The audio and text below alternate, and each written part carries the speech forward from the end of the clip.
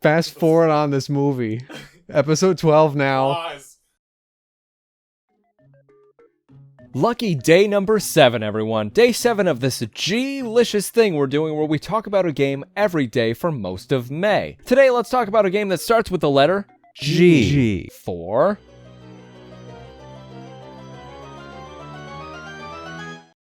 Gone Home. Speaking of home, I'm not there right now, and it looks like I'm needed there. Everyone like how he can just leave during my days? Y'all enjoying that?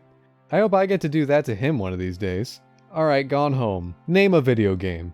Go on, I dare you. Statistically speaking, that game has combat. It might even have points or a score, maybe some kind of currency, probably a win or loss state, and might phrase that loss as death. Heck, it's likely that you can jump. Gone Home has none of that. There is no combat or points or money or jumping. Nothing. Gone Home really isn't like other games. Alright, now I say that, but you're probably looking at this footage and thinking to yourself, oh, it's a walking simulator. And okay, fine, it is a game where you walk around an environment and that's about it. That might be a turnoff for a lot of people, but I truly believe that Gone Home is an incredible game. And along with that, I believe Gone Home is a tantamount example of what storytelling in a video game is capable of. Gone Home is an expertly crafted game specifically because it couldn't be done any other way. It had to be a video game. Think of your favorite video game narrative. Could it theoretically be told through a movie or a book or a radio drama? Whether or not it could be done better, could it at least get the point across? Gone Home's story could not be done any other way. The game begins with you listening to a voice message because you're in 1995 when making phone calls wasn't such a paralyzing possibility. As the message concludes, you're placed into gameplay, locked outside of a large mansion during a heavy rainstorm. Nobody is around. It's up to you to figure everything else out. You have the somewhat linear main story of what happened to the character Sam over the past couple years. The meat of Gone Home is what accompanies that tale, as everything you'll find feeds into it in some way. There exists loads of other characters, plot threads, and details, but none of it is handed to the player. In order to gain a full understanding of what's going on,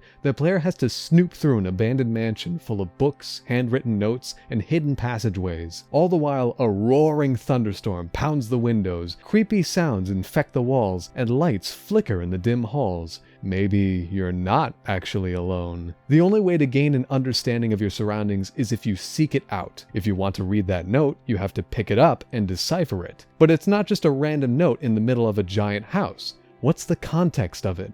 Who wrote it and when or why? It doesn't exist in a vacuum separate from all other possibilities. If you want to know why it's there and what it means, you need to keep learning.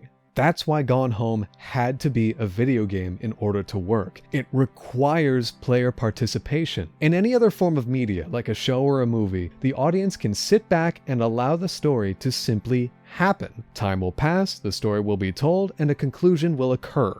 In a video game, an ending has to be reached, but in Gone Home, the ending has to be gathered together. And it's not just a mess of plot threads thrown at a wall like some flashy spaghetti dish. Gone Home's story is grounded and relatable. It's about adolescence and transformation, and how as time passes, it doesn't always feel fair. You'll find punk rock music tapes, evidence of hair dye, and the fallout of fights with parents. There were multiple times when I would find or listen to something in the house and just stop to think for a minute. I'm really doing my best to talk about it without spoiling it, because I do think it should be experienced firsthand, because that's what it requires.